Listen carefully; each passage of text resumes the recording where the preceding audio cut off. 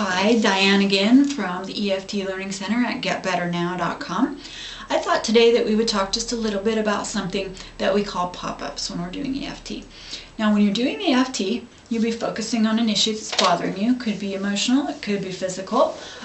Whatever this issue is, you're going to be tapping and you're going to be in a way dealing with it and confronting it and clearing out that negative emotion that is somehow getting in the way of you being your best self. So what a pop-up is while you're tapping, and you might be saying this anger with my brother because we had a fight. You might get a pop-up like you do on a computer screen when you're trying to go to one website and the advertisements pop up and they're sort of interrupting you.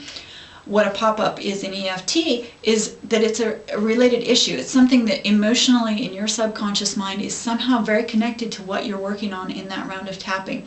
And there's some difference of opinion. Some people say if the pop-up comes up, it is intense enough that it's interrupting what you're working on now. The number on that pop-up might be higher than you realize, and you need to go directly from where you're at when you see the pop-up and go tap on that issue and in effect change gears and tap on whatever popped up.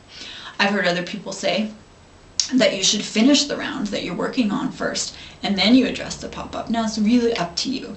I have heard it from very good teachers, both things, so I think it's really an intuitive thing that you decide how important does that pop-up feel. Does it feel like you should finish the round you're working on, or does it feel like it's time to just be freeform and just go with the pop-ups and what they call following the daisy chain and just see where those issues lead you.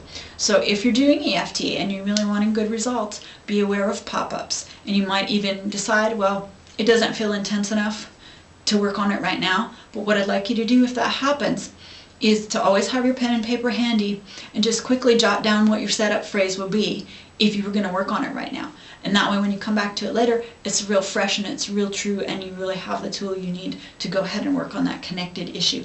And you'll be surprised, sometimes you'll think that can't possibly have anything to do with what I was just working on, but when you go and tap on that issue that popped up, you find out it most certainly does in some way, and it helps to clear out that negative emotion that you were working on in the first place. So be aware of your pop-ups, write them down. If you choose not to work on them right now, be sure that you write them down and you work on them later, because they will help your process immensely. So I hope that that wasn't too confusing for beginners.